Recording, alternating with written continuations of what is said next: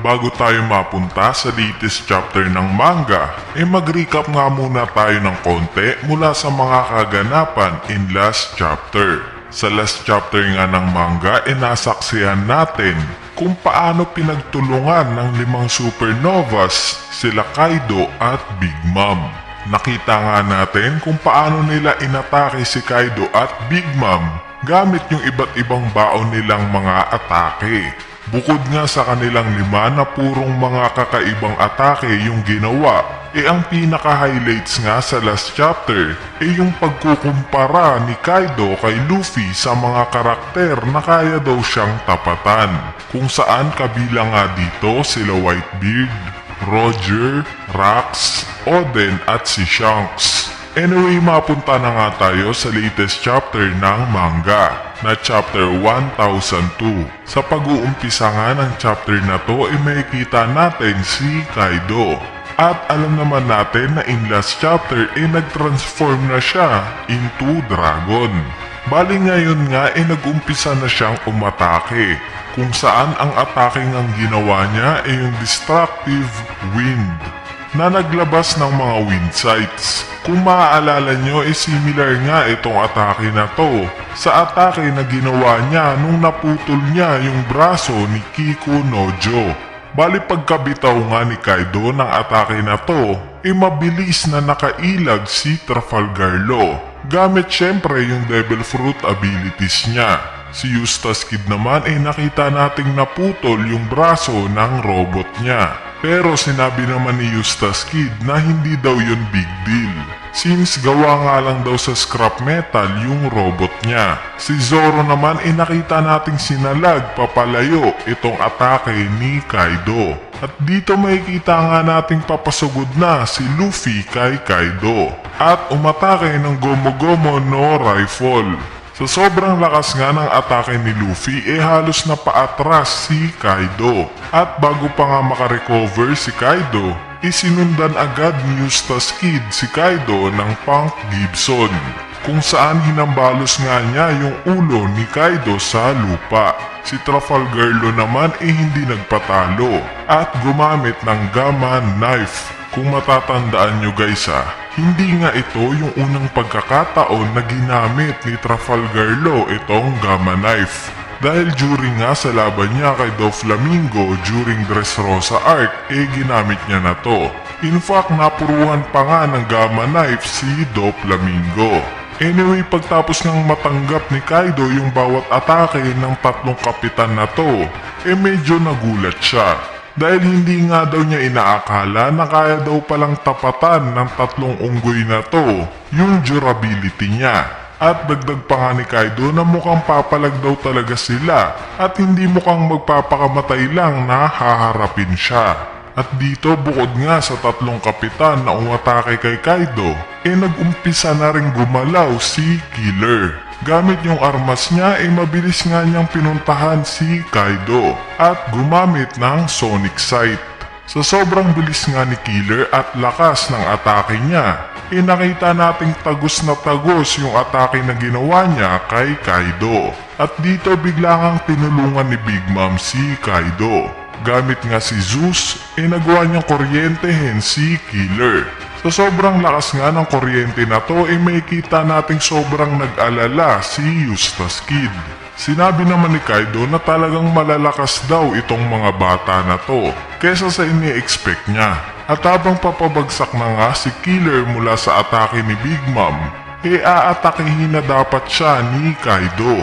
Pero buti na nga lang at dumating kagad si Luffy at biglang umatake ng Rhino Schneider. At itong atake nga na to ni Luffy halos hindi nauga si Kaido. At dito magbubuga na nga bigla si Kaido ng favorite niyang atake na Blast Breath. Sa next panel naman nakita nating nung naramdaman ni Zoro itong aatake na si Kaido bigla siyang nagpa-teleport kay Trafalgar Law. At dito bigla na ngang hiniwa ni Zoro yung Blast Breath ni Kaido. Bali itong ginawa nga ni Zoro very similar sa ginawang paghiwa ni Kinemon sa Blast Breath ni Kaido. Sa next panel naman dito na natin masasaksihan yung lakas ng Enma. Dahil pagtapos ngang hatiin ni Zoro yung atake ni Kaido, bigla siyang umakma ng isang atake.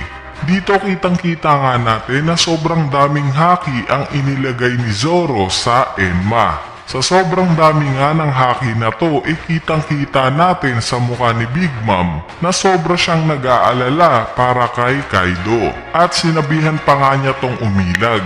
At dito imbis nga na si Kaido ang mahiwa o matamaan ni Zoro, yung sungay ng mismong Onigashima ang nahiwa ni Zoro. At dito nakita nga natin na nanotice ni Kaido yung aura daw ni Oden mula sa espada ni Zoro. At syempre alam naman nating lahat na kapag nasa ere ang isang normal na karakter na hindi naman nakakalipad, wala tong depensa. Kaya naman open na open nga si Zoro at inatake ni Big Mom.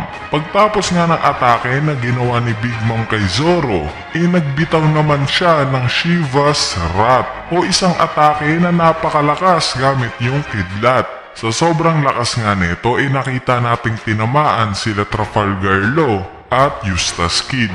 Pero nagulat nga si Big Mom nung hindi tinablan si Luffy ng atake niya. At syempre as usual, gaya ng naging laban ni Luffy kay Enel, sinabi lang ni Luffy na gawa daw siya sa goma. Kaya hindi daw siya tinatablan ng kuryente. At dito gigil na nga si Luffy kay Big Mom. At sinabing magbabayad daw siya sa ginawa niya kay Zoro. Pero bago pa nga umatake si Luffy, si Kaido naman yung umatake sa kanya gamit yung Fire Blast. Dito nagulat nga rin si Kaido na pati daw apoy hindi tinatablan si Luffy. Pero sinabi nga lang ni Luffy na dahil lang daw yun sa lakas ng loob. At dito ginamit na nga ni Luffy yung Gomu Gomu Kong Gatling. At dyan na nga nagtapos yung chapter 1002. Ngayon i-analyze naman natin yung mga pangyayari sa chapter na to. Unahin na natin dyan syempre yung para sa akin na naging pinaka-highlight sa chapter na to. At ito nga yung paggamit ni Zoro ng Enma. Inatake nga niya si Kaido gamit yung one sword style na may pangalang Flying Dragon Blaze. Nakita nga natin na sa sobrang lakas ng atake na to, nahiwa ni Zoro yung sungay ng mismong bungo ng Onigashima. Imagine guys kung kay Kaido tumama yun, diba? Bali yung pag-atake nga na ginawa ni Zoro gamit yung Enma, nakikita ni Kaido yung parang presence ni Kozuki Oden sa espada na to. So anong ibig sabihin nito? So para sa akin inuulit ko, para sa akin lang, okay? Tingin ko matibay lang tong pinapamukha sa atin ni Oda na sa pagtatapos ng Wano Arc hindi talaga mapapasa kamay ni Zoro itong Enma. Bakit? Siyempre dahil sa tuwing makikita nga natin na gagamitin ni Zoro itong Enma, sinong may isip natin? Diba si Oden? Kahit si Kaido nga nung makita yung Enma, si Oden pa rin yung naisip diba? Papayag ba nun si Oda na throughout sa kwento netong One Piece may kilala si Zoro na lumakas lang dahil sa espada ni Oden? Siyempre hindi. Kaya para sa akin very possible na yung Nidai Kitetsu, which is yung nakita nating hawak-hawak ni Luffy nung time na nagkita sila ni Zoro, ang possible na magiging susunod na espada netong si Zoro. Kumbaga itong Enma yung parang magiging training ground lang ni Zoro na espada, o yung tipong parang testing lang na kapag napaamo niya ng tuluyan itong Enma, probably wala nang kahit anong espada ang hindi niya kayang gamitin. Para sa akin lang naman yan. Anyway, bukod nga kay Zoro, nakita rin natin sobrang nagkaroon din ng highlights itong si Killer. Aminin man natin o hindi, talagang nakaka-impress yung atake ginawa ni Killer. Nakita nga natin gumamit siya ng Sonic Sight, kung saan tumagos nga to sa katawan ni Kaido. So, paano nangyari to? Yes, alam kong medyo mahirap tong paniwalaan since wala namang advanced armament haki itong si Killer. Pero ang ginawa kasi ni Killer tamang teknik. Dahil sa mundo nga ng One Piece hindi porket mahina ka, mahina ka na talaga. Kumbaga it's a matter of using the right techniques. Example, yung time na masaktan ni Nami si Big Mom gamit yung Clinton Cloud niya. Sa tingin nyo kung ibang atake ba yung ginawa ni Nami kay Big Mom sa time na yon? Sa tingin nyo masasaktan si Big Mom ng ganon? Diba hindi? So same as sa ginawa ni Killer kay Kaido. Saktong teknik kasi yung ginawa niya kay Kaido. Kaya nakita nating nasaktan niya to.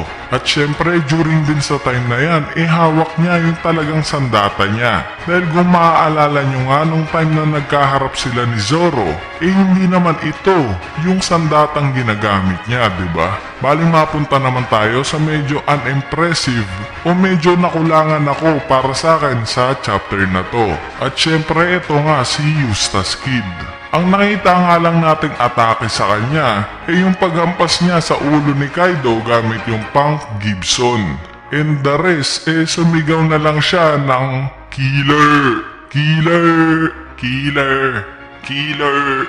Anyway, mapunta naman tayo kay Trafalgar Law. Nakita nga natin sa chapter na to yung tipikal na ugali ni Law na ayaw niyang magpautos sa kahit na sino. Dahil nung time nga na nagpa-teleport sa kanya si Zoro, kitang kita sa mukha niya yung halong inis dahil hindi nga daw siya babysitter. Na tipong kung gusto mong magpa-teleport, gagawin niya kaagad.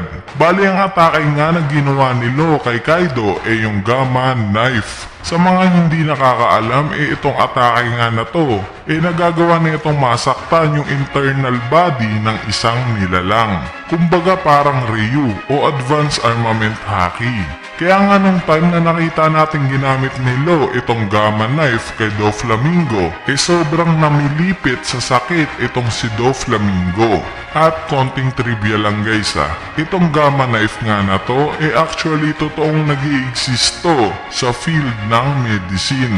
Dahil ito nga yung ginagamit ng mga doktor sa radio surgery. Ngayon mapunta na tayo kay Luffy.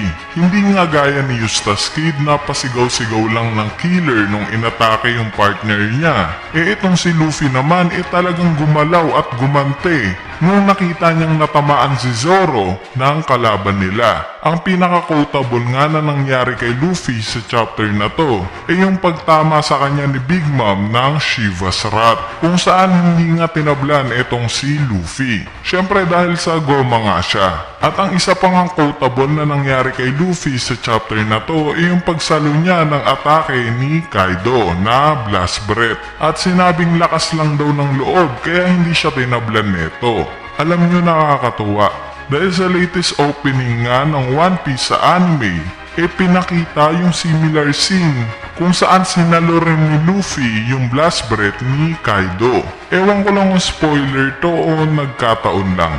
Anyway, out of 5 nga na lumaban ngayon kay Kaido, si Luffy yung may pinakamaraming tumamang atake kay Kaido. At ito nga yung Kong Rifle, Rhino Schneider, at yung Kong Gatling.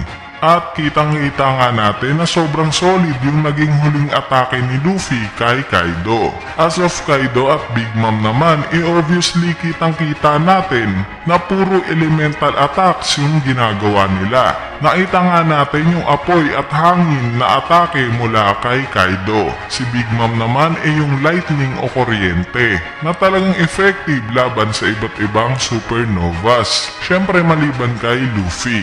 Pero naisip ko lang na kung dito na yung time na ma-awake ni Luffy yung Devil Fruit niya at possible na same yung effect sa nangyari sa mga Devil Fruit nila Katakuri at Doflamingo na magiging kontrolado na rin nila yung environment, di ba parang sobrang laking tulong nun para sa mga kasamahan ni Luffy? Isipin nyo guys, kung sakali man na kayang ma-turn ni Luffy yung surroundings niya into goma at pwede niya patong itapal kila Zoro at sa iba pang supernovas, di ba ang lakas nun? Hindi rin sila matatablan ng kidlat gaya niya. Anyway, pag-usapan na lang natin yung topic na yan sa mga susunod na videos natin. All in all, sobrang solid na naman itong chapter na to. At syempre itong chapter na to purong fight scenes yung nangyari. Kung saan kitang-kita nga natin yung gigil ng 5 supernovas kay Kaido.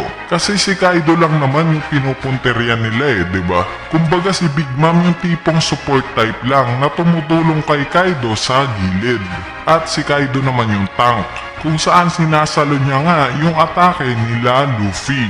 Bale ang prediction ko naman sa susunod na chapter, which is yung chapter 1003, possible na ito na yung katapusan netong Act 3 ng Wano Arc. At syempre alam naman nating lahat na sa tuwing matatapos ang bawat act sa One Piece, nililipat tayo ni Oda sa mga kaganapan sa labas ng Wano. So pwedeng sa chapter 1004, dito na natin makita yung tinutukoy ni Oda na paggalaw daw ni Shanks ngayong 2021.